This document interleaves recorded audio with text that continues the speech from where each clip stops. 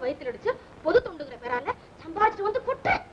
1 வருஷமா 2 வருஷமா உன்னை கல்யாணம் கட்டிக்கிட்டு 10 வருஷம் ஆகுது. 10 வருஷம் ஆகுது. ஒரு நாள் ஆகுது வாய்க்கு ருசியா நீ சமைச்சு போட்டுப்பியா? நீ சமைச்சு போட்டுப்பியா? வர்ற ஆத்திரத்துல என்ன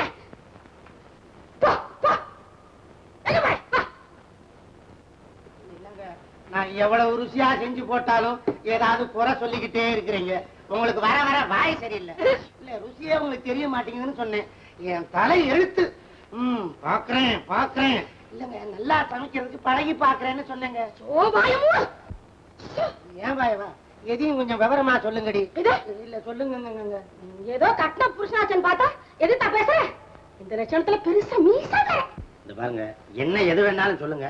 ஆனா என் மீசையை மட்டும் பழிச்சு பேசாதீங்க. என்ன சொன்ன?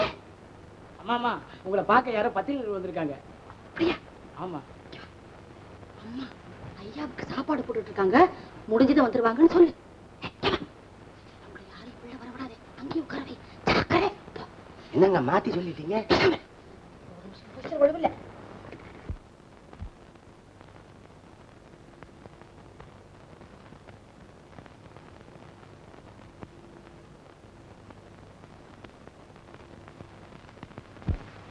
அம்மா அம்மா என்னடா? ஐயாவுக்கு நீங்க சாப்பாடு போடுறத அவங்க போட்டோ எடுக்கணுமா? தடுத்தாலும் கேட்காம வந்துகிட்டே இருக்காங்க.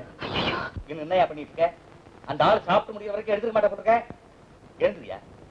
எழுந்துரி. என்னங்க அவருக்கு? ஒண்ணு இல்லைங்க. இப்படி தாங்க தினமும் நான் ஊட்டினா தான் இவருக்கு சாப்பிட்ட மாதிரி இருக்கும். இல்லங்க 2-3 நாளைக்கு இருந்து பாருங்க. கணவனுக்கு பிடிச்ச மாதிரி நடந்துக்கிறதா ஒரு மனைவியோட லட்சியம். மாதவுல மாணிக்கம், மங்கையர் திலகம், பெண்மையின் சிகரம், அபூர்வ பிரவி அனுசியா தேவி எடுப்பா போட்டோ வசிக்கிறான். அதே போசுங்க. அவ மாதிரி எத்தனை ஆபீசரை பார்த்திருக்கிறோம். கடக்கராம் விடுங்கன்னதுனாலதான் இன்னைக்கு அந்தோணி கலெக்டர் கிட்ட மனு கொடுக்கிற அளவுக்கு வளர்ந்திருக்கிறான். மாயாண்டி, இப்ப அந்தோணி எங்க இருக்கிறான்? அவங்க அம்மாவுக்கு மருந்து வாங்க அப்படியே கடலூர் போயிருக்கான். இப்ப நீங்க 3 பேரும் ஆளுக்கு 1000 ரூபாய் எடுங்க. அந்தோணி உயிருக்கு கடலூருக்கு போயிருக்கிறவன காலனூருக்கு அனுப்பி வைக்க. என்னங்க இது? அவன் உங்க பேரையே சேர்த்து தானே கம்ப்ளைண்ட் கொடுத்திருக்கிறான். ஆனா அதை எப்படி மாத்தணும் ஏமாத்தணும்னு எனக்கு நல்லா தெரியும். இத பாருங்க, நாங்க செஞ்ச எதையுமே யாராலையும் ஆதாரப்பூர்வமா நிரூபிக்க முடியவே முடியாது. ஆனா உங்க ஊழல் காலு அரை முக்கா முழுசுன்னு அங்கங்க சாட்சிங்களா நிக்குது அப்படின்னு இவர் சொல்றாருங்க. அதனால உங்க சொந்த பொறுப்புலதான் அந்தோனிக்கு ஒரு முடிவு கட்டணம். ஆளுக்கு 1000 தர முடியாது அப்படின்னு இவரு சொல்றாருங்க. யார் சொன்னாலும் எனக்கு ஒண்ணுதான். ஏதோ பழகின தோஷத்துக்காக 1000 ரூபான்னு குறைச்சு சொன்னேன். புரிஞ்சுக்காம குறைச்சு பண்ணாது. வெள்ள மரத்துக்கு முன்ன அணை போட்டா 1000 ரூபாய், வெள்ளம் வந்த பிறகு அணை போட்டா 5000 ரூபாய். நல்லா யோஜனை பண்ணி சொல்லுங்க. 5000-மா 1000-மா?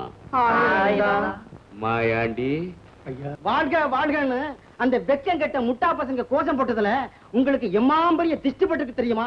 இப்ப நான் சுத்துல அந்த திஷ்டிக்கே திஷ்டி பட்டு ஓட போகுது பாருங்க. அது ஓடுறது இருக்கட்டும், நீ எப்ப ஓட போற? ஏண்டா பயல, என்ன பார்த்து வாழ்க வாழ்கன்னு சொன்னா அவங்க வெக்கம் கட்ட முட்டா பசங்களா? அட அது இல்லைங்க. அவன் தேங்காயிலையும் எலுமிச்சை பழத்திலையும் திருஷ்டி சுத்துறான், நீ ஆப்பிள் பழத்துல திருஷ்டி சுத்துறிய, என்ன விஷயம்? இதாங்க புதுமை. பணக்கார திஷ்டிக்கு இப்படி சுத்தினாதான் பட்டுன்னு விட்டும். திருஷ்டி முடிச்சது சூற விடுவாங்களே. நீ என்ன பண்ண போற? துண்டு துண்டா வெட்டி என் வாயில போட்டுக்குவேன். போட்டுக்குவியா? உனக்கு ஜெரிமான ஆகாது. கூட்டு வெங்காயம் முடியாதாங்க. ஏங்க இப்படி கோபப்படுறீங்க? என்ன ஆச்சு? மானம் மரியாதை எல்லாமே போச்சு. கடை இருக்குல்ல, அதையும் தான் பூட்டி சீர் வச்சாச்சே. ஊரே காரி துப்பு.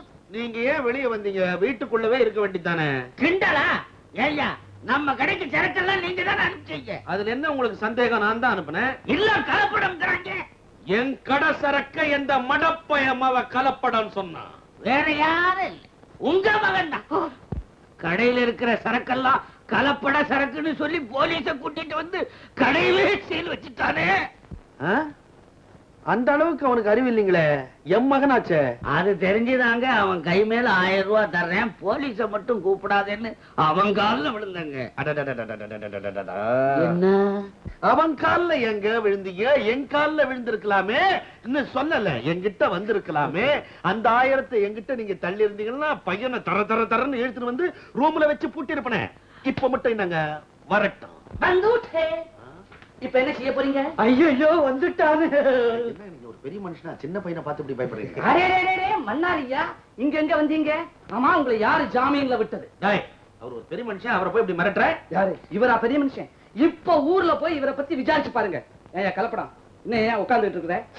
ஓஹோ, இந்த கலப்படம் அந்த கலப்படத்துக்கிட்ட சிபாரிசுக்கு வந்திருக்கா? போயா வெளியில.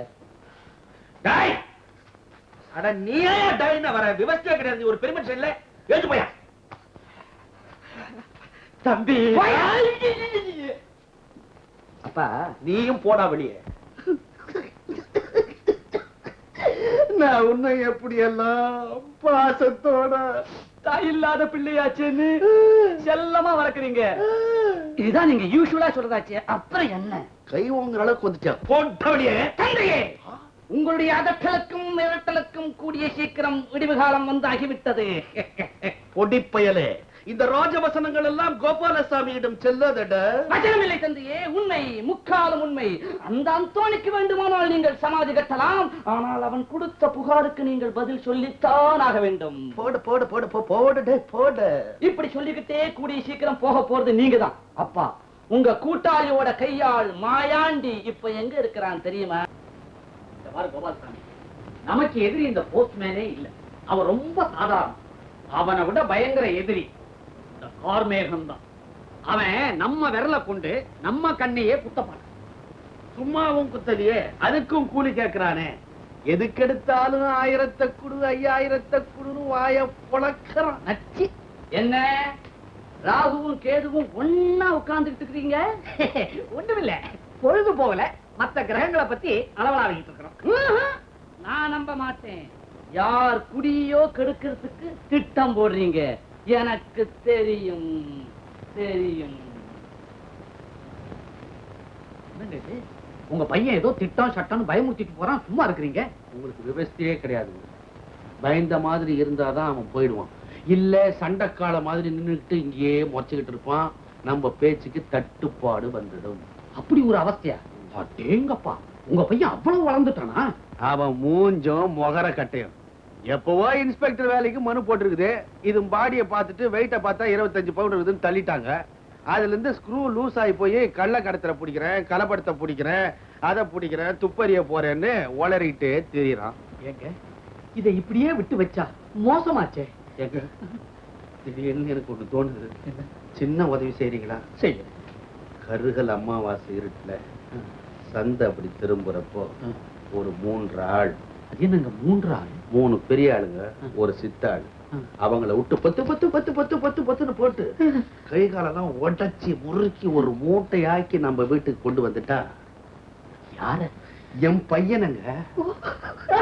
செலவோட செலவா போனா போதுன்னு ஒரு வீல் சேர் வாங்கி அந்த மூட்டையை தூக்கி அதுல போட்டு ஒரு நர்ஸ் அப்பாயின்மெண்ட் அது தள்ளிக்கிட்டே இருக்கும்.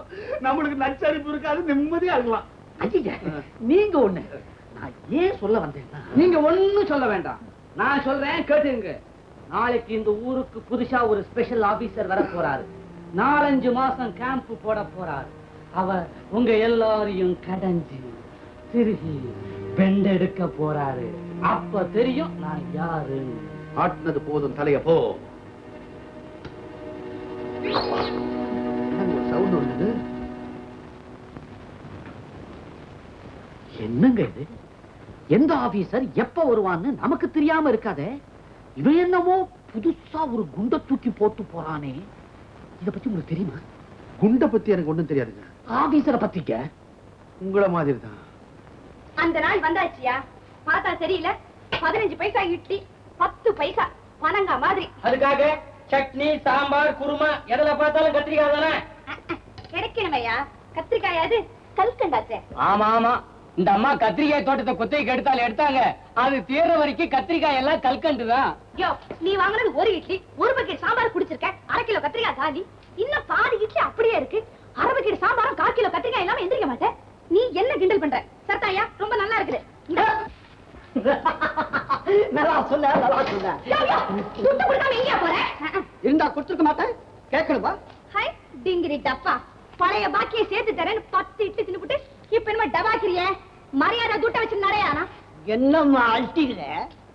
தனிப்பட்டவங்க கடன் கொடுத்தா இப்பெல்லாம் கடன் கேட்க கூடாதுன்னு கவர்மெண்டே சொல்லி இருக்குது. மெதுவா தான் வாங்கிக்கணும், தெரியுமா? யோ, இது ஒண்ணு வட்டி கடை இல்லையா, இட்லி கடை. மறுவாத துட்ட வச்சுட்டு போயானா? சட்டா போக.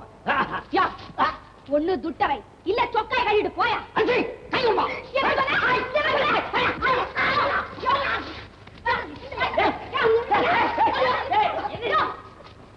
என்ன பொம்பளை நீ? ஒரு ஆம்பளை போட்டு இந்த அடி அடிக்கிற? அடிக்கிறதாவது அவனை கொல்ல வேண்டாம். மூக்கு அப்படியே தின்னுபிட்டு துட்ட கொடுக்காம லாப் ஆயிடுச்சு. கொஞ்சம் இருமா, கொஞ்சம் இரு. ஏன் துட்டு கொடுக்காம ஏன் தின்ன? பசிச்சுது, சாப்பிட்டேன்.